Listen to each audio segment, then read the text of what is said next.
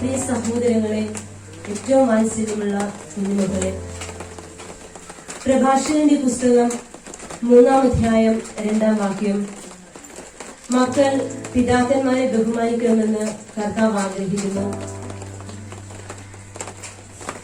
വിശുദ്ധ ഔസേപ്പ് പിതാവിനെ തിരുസഭയുടെ മധ്യസ്ഥനായി പ്രഖ്യാപിച്ചതിന്റെ 150-ാം വാർഷികത്തോടനുബന്ധിച്ച് പരിശുദ്ധ പിതാവ് ഫ്രാൻസിസ് പാപ്പ പുറത്തിറക്കിയ അപ്പോസ്തലിക ലേഖനമാണ് പാത്രീസ് കോർദെ.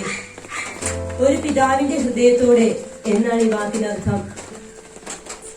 വിശുദ്ധ ഗ്രന്ഥത്തിൽ ഏറെയൊന്നും പരാമർശിക്കപ്പെടാത്ത ജോസഫ് എന്ന വ്യക്തി എങ്ങനെയാണ് ഇത്രയേറെ പ്രാധാന്യം അർഹിക്കുന്ന വ്യക്തിത്വം ഉടമയായത്? ഉത്തരം ഒന്നേയുള്ളൂ: ജോസഫ് നീതിമാനായിരുന്നു. നീതിമാൻ വിശ്വാസം വഴി ജീവിക്കും. ദൈവം തന്റെ കരുതലും കാവലും അനുഭവിക്കുവാൻ ഉഴുതുമറിച്ച ഒരു വയലായിരുന്നു ജോസഫ്.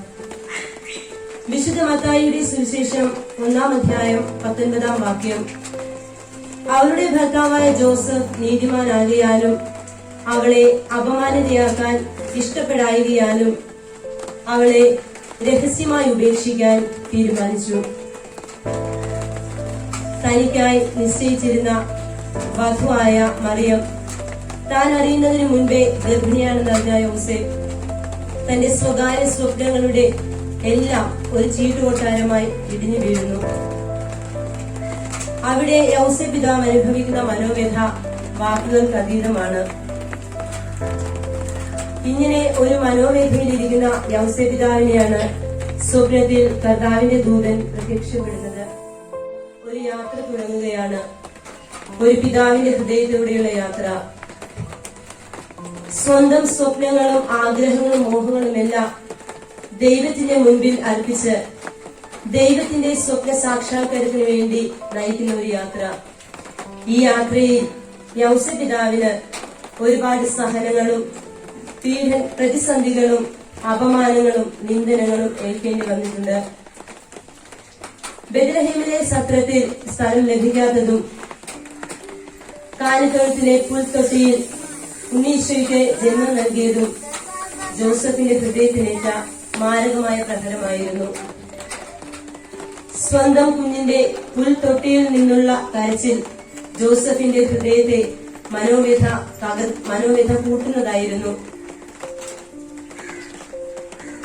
സ്വന്തം ഭാര്യയ്ക്ക് സുഖമായി പ്രസവിക്കാൻ ഒരു സ്ഥലം ഒരുക്കി കൊടുക്കാൻ കഴിയാത്ത ഭർത്താവായ ജോസഫ് അവിടെ ഒരു മൗന നൊമ്പരമാവുകയാണ്. ജോസഫ് വീണ്ടും വലിയ പ്രതിസന്ധികളിലൂടെ കടന്നുപോകുന്നു.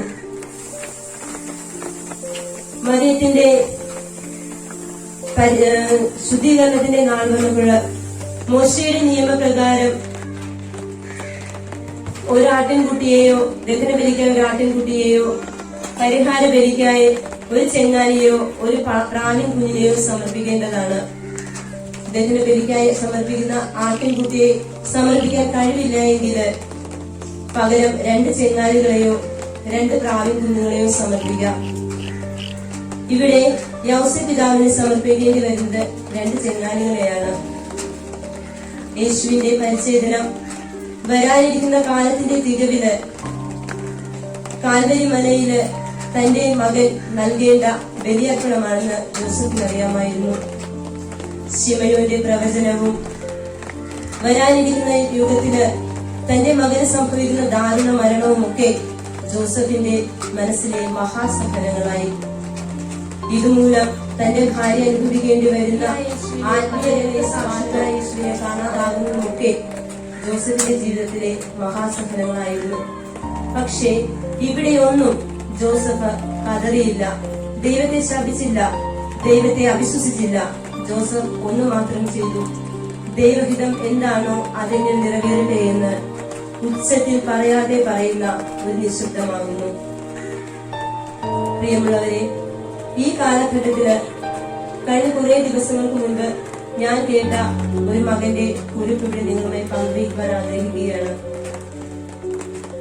അത്താഴത്തിന് ഭക്ഷണം മിച്ചം വരുമ്പോൾ അമ്മയെടുത്ത് അടുക്കളയുടെ പുറകിലെ തെങ്ങിൻ ചുവട്ടിലേക്ക് വലിച്ചെറിയുന്നത് കണ്ട് അപ്പൻ അമ്മയെ വഴക്ക് പറയും.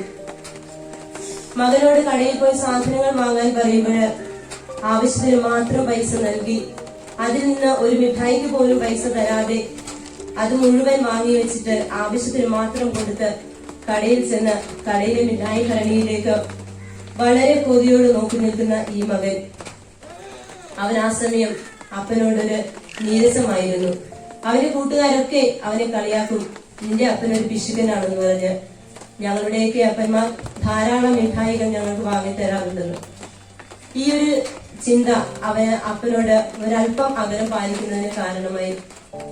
സന്ധ്യയായി കഴിഞ്ഞാല് അനാവശ്യമായി വീട്ടിൽ തെളിച്ചിട്ടിരുന്ന ലൈറ്റൊക്കെ വന്ന് അപ്പൻ ബഹളം വെച്ചിട്ട് വന്ന് ഓഫ് ചെയ്ത് കളയും. ഇത് കാണുമ്പോൾ അവൻ അപ്പനോടൊരു പരിഹാസമായിരുന്നു. കാലം കടന്നുപോയി. ഈ അപ്പന്റെയും മകന്റെയും പ്രായം കൂടി വന്നു.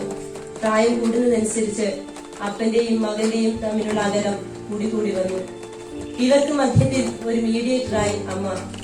എന്ത് പറഞ്ഞാലും അമ്മയോട് ചെന്ന് പറയും, അമ്മ അപ്പനോട് പറയും. ഇങ്ങനെയായി ഇവരുടെ കാര്യങ്ങൾ. കാലം പിന്നീട് കഴിഞ്ഞുപോയി. കുറെ കാലം കഴിഞ്ഞപ്പോൾ മകന് ജോലിയായി. കുടുംബത്തിന്റെ ഉത്തരവാദിത്വമൊക്കെ മകൻ ഏറ്റെടുക്കാൻ തുടങ്ങി. ആവശ്യത്തിനും അനാവശ്യത്തിനുമായി വീട്ടിൽ ധാരാളം സാധനങ്ങൾ വാങ്ങിക്കൂട്ടി. അടുക്കളയില് ഈ സാധനങ്ങളൊക്കെയും പഴകിയും ചീഞ്ഞുമൊക്കെ പോകുന്നു. ഇത് കണ്ട് ആദ്യമൊക്കെ അപ്പൻ ബഹളം വെക്കുമായിരുന്നു. പിന്നീട് അപ്പൻ പറയുന്നത് ഇവൻ ശ്രദ്ധിക്കാതെ വന്നപ്പോൾ അപ്പൻ ആ വഴിക്കൊന്നും നോക്കാതെയായി. പതിയെ അപ്പൻ ആ വീട്ടില് ഒരു വശത്തേക്ക് ഒതുങ്ങിക്കൂടി. കാലം കുറെ കടന്നുപോയി. മകൻ ജോലി കിട്ടിയിട്ട് ആദ്യ ശമ്പളം കിട്ടുന്നതുവരെ കൊണ്ടുവന്ന് ഏൽപ്പിക്കുന്നത്, അതിന്റെ ശമ്പളം കിട്ടുമ്പോൾ അത് കൊണ്ടുവന്ന് ഏൽപ്പിക്കുന്നത് അമ്മയാണ്. ജോലി കഴിഞ്ഞ് ഇറങ്ങുമ്പോൾ അപ്പൻ വീട്ടിലെ ഒരു കോലായില് ഒരു കസേരയിൽ ചാരി ഇരിപ്പുണ്ടാവും. എന്നിരുന്നാലും യാത്ര പറഞ്ഞിറങ്ങുന്നത് അമ്മയോടാണ്. അപ്പൻ ഒരു നിഴലായി ആ വീട്ടിലുണ്ടായിരുന്നു. കാലം കുറെ കടന്നുപോയി. കുറെ കാലം കഴിഞ്ഞപ്പോൾ ഒരു ദിവസം ജോലി കഴിഞ്ഞ് രാത്രിയില് വീട്ടിലേക്ക് വന്ന ഈ മകനോട് അമ്മ വളരെ ഉച്ചത്തിൽ കരഞ്ഞുകൊണ്ട് പറഞ്ഞു, മകനെ, നമ്മുടെ അപ്പന് എന്തോ സംഭവിച്ചിട്ടുണ്ട്. നാളെ നീ ചെന്നിട്ട് അപ്പനെ ഒരു ഡോക്ടറെ കാണിക്കുക. മകൻ പെട്ടെന്ന് അമ്പരന്നു പോയി. ഇന്നലെ വരെ ഞാൻ കണ്ട എന്റെ അപ്പന് എന്താണ് സംഭവിച്ചത്? പിറ്റേ ദിവസം രാവിലെ ഈ മകൻ പറമ്പിലൂടെ ചുമ്മാ ഇങ്ങനെ നടക്കുമ്പോൾ അപ്പനെ കണ്ടു. പറമ്പിൽ കിളച്ചുകൊണ്ടിരിക്കുന്ന അപ്പൻ ഒരു തൂമ്പ പിടിച്ചിട്ട് ആ തൂമ്പയെ നോക്കി സംസാരിച്ചുകൊണ്ടിരിക്കുന്നു. ആദ്യമൊന്നും ഇവന് മനസ്സിലായില്ല. പിന്നീട് അവന് ചിരി വന്നു. അപ്പൻ എന്താ സംഭവിച്ചത്? ഒരു തൂമ്പയെ നോക്കി സംസാരിക്കുന്നു. വീണ്ടും തിരിച്ചു പോന്നു. കുറെ നേരം കഴിഞ്ഞിട്ടും അപ്പനെ കാണുന്നില്ല. വീണ്ടും തിരിച്ചു ചെന്നു. വീണ്ടും തിരിച്ചു വരുമ്പോൾ അപ്പൻ വീണ്ടും ആ തൂമ്പയെ നോക്കി സംസാരിക്കുകയാണ്. മകന്റെ മനസ്സ് വല്ലാതെ അസ്വസ്ഥമായി. ഇത്രയും കാലം എന്നോട് പറയാതെ പറഞ്ഞു വെച്ച കാര്യങ്ങളൊക്കെ ആയിരിക്കാം അപ്പനോട് സംസാരിക്കും. ഈ മകൻ വീണ്ടും ചെന്നു. അപ്പന്റെ അടുത്ത് ചെന്നിട്ട് അപ്പന്റെ കയ്യിലിരുന്ന ഈ തൂമ്പ വാങ്ങി മാറ്റി പിടിച്ചു. എന്നിട്ട് അപ്പനെ ചേർത്ത് പിടിച്ചു പൊട്ടിക്കരഞ്ഞു. ഈ അപ്പൻ അപ്പോഴും മകന്റെ മുഖത്ത് നിർവികാരനായി നോക്കിക്കൊണ്ടു നിന്നു. കണ്ണുകൾ നിറയാൻ തുടങ്ങി. മകൻ പൊട്ടിക്കരയാൻ തുടങ്ങി. കണ്ണുകൾ നിറഞ്ഞൊഴുകിയെങ്കിലും അപ്പൻ മകന്റെ തലമുടിയിൽ തലോടിക്കൊണ്ട് ചോദിച്ചു, തലയിൽ എണ്ണയൊന്നും തേക്കാറില്ലേ? മുടിയൊക്കെ ആകെ ഉറങ്ങി പറഞ്ഞിരിക്കുന്നുവല്ലോ. മകൻ തകർന്നുപോയി. തൂമ്പ പിടിച്ച് തഴമ്പിച്ച അപ്പന്റെ കയ്യിൽ പിടിച്ചുകൊണ്ട് മകൻ അടുക്കളയിലേക്ക് വന്നു. അപ്പനെ അവിടെ ഇരുത്തിയിട്ട് അമ്മയോട് ഒരു പാത്രം കഞ്ഞി ചോദിച്ചു വാങ്ങി. അതിൽ നിന്ന് ഒരു സ്പൂൺ കഞ്ഞി അപ്പന് കോരി കൊടുത്തു. ഈ കഞ്ഞി കുടിക്കാൻ, സ്പൂണിൽ കോരി കൊടുക്കുന്ന ഈ കഞ്ഞി കുടിക്കാൻ വാ തുറക്കാൻ പോലും പറ്റാതെ അപ്പൻ ഇവനെ തന്നെ നോക്കി നിന്നു. സ്നേഹത്തോടെ മകൻ അപ്പനോട് പറഞ്ഞു, അപ്പ ഇത് കുടിക്ക്. അപ്പൻ ഉടനെ ആ ഒരു സ്പൂൺ കഞ്ഞി കുടിച്ചിട്ട് മകനോട് പറഞ്ഞു, അപ്പന് മതി മക്കളെ, വിശപ്പ് കേട്ടു. ഉടനെ മകൻ പറഞ്ഞു, അല്ലച്ച, ഇത് കുടിക്കണം, ഇത് മുഴുവൻ കുടിക്കണം. ഇല്ല എങ്കില് ഇത് അത്താഴം കഴിയുമ്പോൾ അമ്മ എടുത്ത് പാഴാക്കി കളയും, അടുക്കള പുറത്തെ തെങ്ങിന്റെ ചുവട്ടിലേക്ക് വലിച്ചെറിയും. ഇത് കേട്ട നിമിഷം ഈ അപ്പൻ വളരെ ആർത്തിയോടെ ആ കഞ്ഞി മുഴുവൻ മകനോട് വാങ്ങി കുടിച്ചു. കഥ ഇങ്ങനെ തുടർന്നു പോകും. പ്രിയമുള്ളവരെ, യൗസപിതാവിന്റെ ഈ തിരുസ്വരൂപം നമ്മുടെ ഭവനത്തിലായിരിക്കുമ്പോൾ നമ്മൾ ചിന്തിക്കേണ്ട ഒരു പ്രധാന കാര്യം, ഇന്നത്തെ കാലഘട്ടത്തില് ഇന്നത്തെ സാഹചര്യത്തില് കുടുംബ ബന്ധങ്ങളൊക്കെ ശിഥിലമാക്കപ്പെട്ടുകൊണ്ടിരിക്കുന്ന ഈ സമയത്ത് നമ്മുടെ അപ്പന്മാരുടെയൊക്കെ സ്ഥാനം എവിടെയാണ്? ഒരു ജീവിതകാലം മുഴുവൻ തന്റെ കുടുംബത്തിനു വേണ്ടി അധ്വാനിച്ച് ത്യാഗം സഹിച്ച് ഒരു കുടുംബത്തിന്റെ ഉത്തരവാദിത്വം മുഴുവൻ ചുമലിലേറ്റ് നടന്ന നമ്മുടെ അപ്പന്മാർക്ക് നമ്മൾ അർഹിക്കുന്ന സ്ഥാനം കൊടുക്കാറുണ്ടോ? യുവതലമുറ ചിന്തിക്കേണ്ട ഒരു കാര്യമാണിത്. ഞാൻ പലപ്പോഴും മനസ്സിലാക്കിയിരിക്കുന്നത്, ഇന്നത്തെ വീടുകളില് പൊതുവായി ഒരു കൂട്ടായ ഒരു തീരുമാനമൊന്നുമില്ല. മക്കൾ എന്ത് തീരുമാനിക്കുന്നുവോ അത് നടക്കുന്നു. പ്രഭാഷകന്റെ പുസ്തകം പറയുന്നു, പിതാവിനെ ബഹുമാനിക്കുവിൻ, ബഹുമാനിക്കുന്നവനെ അവന്റെ മക്കൾ സന്തോഷിപ്പിക്കും, കർത്താവ് അവരുടെ പ്രാർത്ഥന കേൾക്കുന്നത്. പ്രിയമുള്ള സഹോദരങ്ങളെ,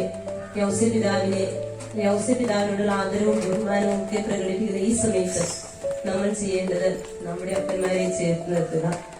ഒരുപാട് സ്നേഹവും കരുതലും വാത്സല്യവും തന്ന് നമ്മളെ ഇത്രയും കാലം വളർത്തി നമ്മളാക്കി മാറ്റിയ, ഉരകല്ലിൽ ധാന്യം പൊടിയുന്നത് പോലെ പൊടിഞ്ഞു പോയ ഒരപ്പന്റെ അധ്വാനമുണ്ട് നമ്മുടെ ജീവിതത്തില്.